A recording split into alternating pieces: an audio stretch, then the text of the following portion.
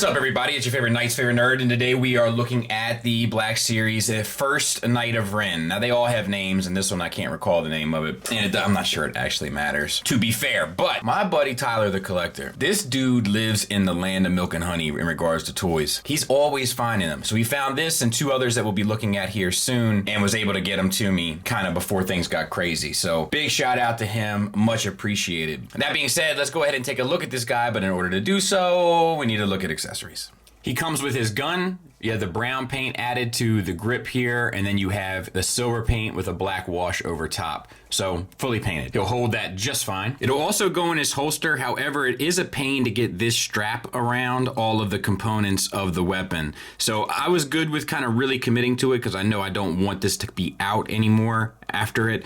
But as a heads up to you, if you want to have him to have access to his gun, I'm not sure if I would fully commit to this holster. He also comes with this melee weapon. It's, I think, a black plastic at its base, brown paint added, silver paint added, and once again, a wash.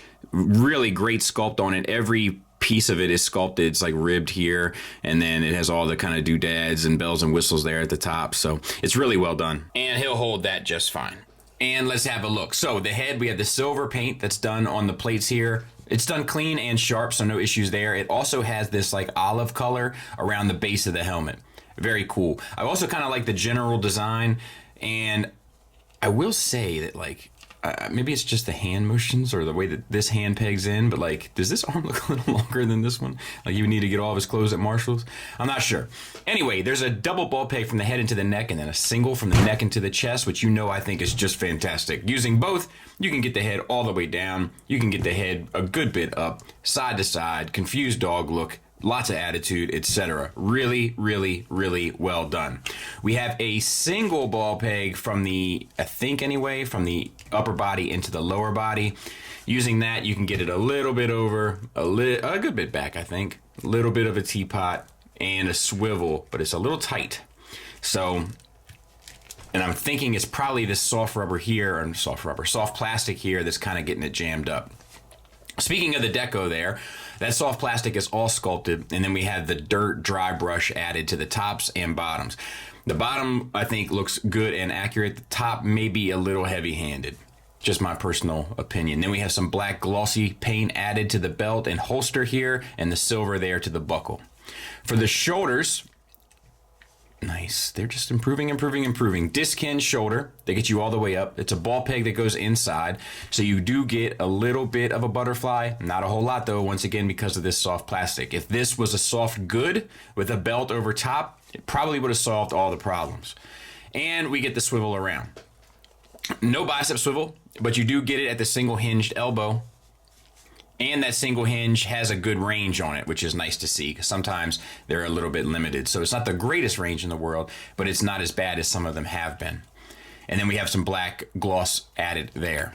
Wrist swivel and hinge in out, and we have two holding hands. We have two weapons, so I guess it works, but I would appreciate it a third hand to make a fist or a pose or something. Same for the other side. No issues there, and decoed the same way, and this hand hinges up and down. So, and this is the trigger finger hand, and this is the kind of melee hand, so I'm okay with both of those choices. Let's continue. We have T-jointed ball joints.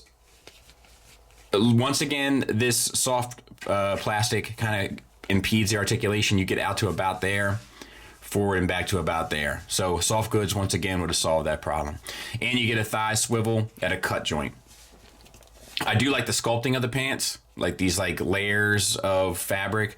I think it's good and accurate. Now we're using this new knee, which is a single hinge knee.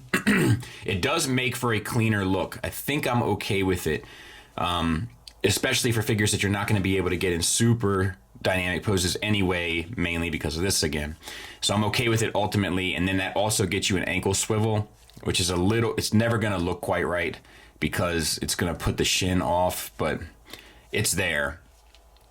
Then we have the dirt added there, and then the dirt added on the feet. It looks great on the feet. Once again, maybe a little heavy-handed on the front there, and nothing on the back, so that's a little strange. Like, it's going to look a little weird from the back, you know what I mean? Like, it's just like no dirt got here for whatever reason. So that's a little strange. Ankle tilt up, ankle tilt down, and a rocker where it plugs in, so that all works well enough. And size comparison wise, there he is with the Black Series Kylo Ren and the SH Figuarts Kylo Ren. So I think it's a good size. Like, he's a little bit shorter, but looks like he deserves to be there.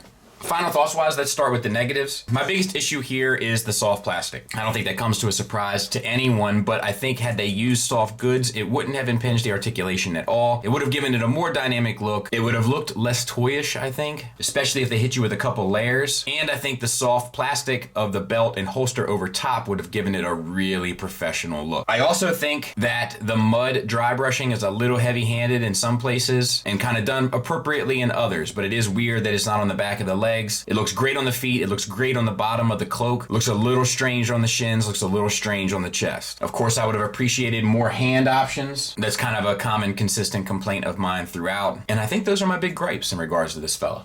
Positives wise though, the accessories are done great. I do wish that that gun fit in and out of the holster a bit better, but it doesn't change the fact that they are done great. The sculpt is beautiful throughout. The articulation works really well with the exception of where the cloak impinges it, and a large majority of it is painted. Once again, I love the updated articulation in the neck, and I'm even, I think, on board with the knee changes that they've made. I think it ultimately works for me. So it is a recommend for me at the end of the day, and once again, shout out to Tyler. Thanks for listening. Thanks for watching. Until next time, take care.